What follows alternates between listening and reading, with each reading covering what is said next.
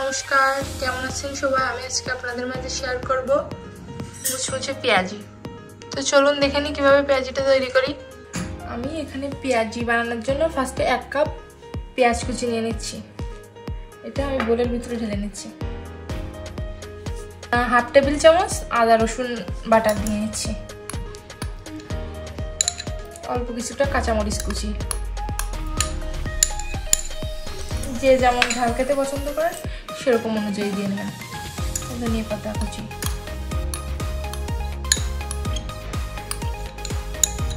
এখানে আমি স্বাদ মতো লবণ দিয়ে নিচ্ছি। এরপরে 1/2 টিস্পুন হলুদের গুঁড়া, 1/2 টিস্পুন শুকনো লঙ্কার গুঁড়া, 1/2 টিস্পুন জিরার গুঁড়া আর 1/2 টিস্পুন গরম মশলার গুঁড়া। এবারে এই শুকনো উপকরণগুলো সুন্দর করে মাখিয়ে নিতে হবে।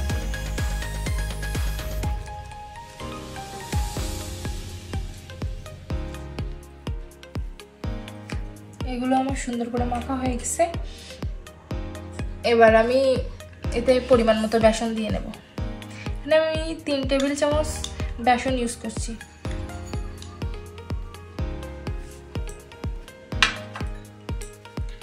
পরে আমি 3 টেবিল চামচ ময়দা ব্যবহার করছি। বেসন আর ময়দা দিলে পেঁয়াজিটা খুব ক্রিস্পি হয়, এজন্য আমি এটা ব্যবহার করছি। আপনারা চালের গুঁড়াও ইউজ করতে পারেন।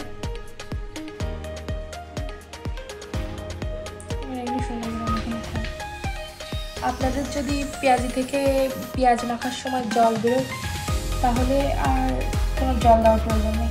আমার এটা ড্রাই হয়ে গেছে, আমার একটু জল দিতে হবে। আমার এটা খুব ড্রাই হয়ে গেছে, এজন্য আমি অল্প একটু জল দিয়ে মেখে নিচ্ছি।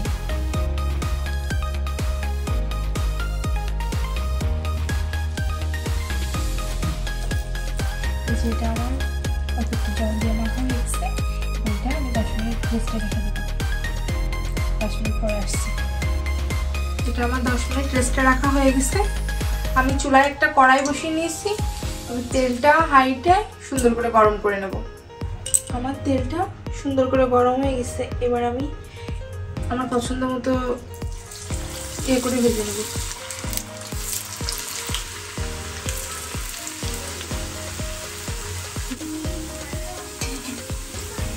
এগুলো আস্তে আস্তে উল্টে পাল্টে লো টু মিডিয়াম আছে আমি ভেজে নেব। এই যে আমার পেঁয়াজগুলো ভাজা হয়ে গেছে।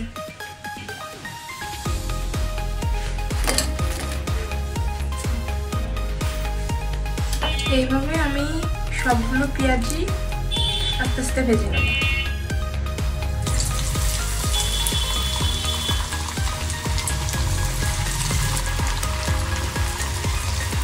পেঁয়াজি বানানো খুবই সোজা।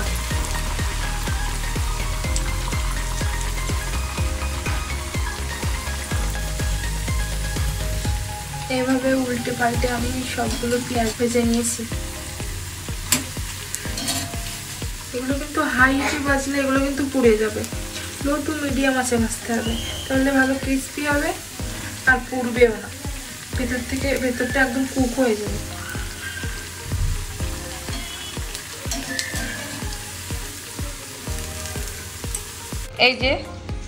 এই যে আমার পেঁয়াজি একদম রেডি। এখন আমার ভাই বোনদের খেতে দেবো, দেখি ওরা খেয়ে কেমন বলে। এই যে এটা খেয়ে টেস্ট করে বলো কেমন হয়েছে।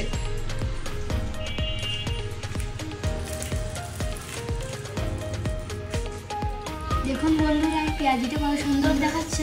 এখন আমি খেয়ে দেখাই আপনাদের। খাবো বন্ধুরা, পেঁয়াজিটা খুব সুন্দর হয়েছে। কেমন আছে? পেঁয়াজিটা খুব সুন্দর হয়েছে। আমার ভিডিওটা যদি আপনাদের ভালো লাগে লাইক, শেয়ার এবং কমেন্ট করে পাশে থাকবেন।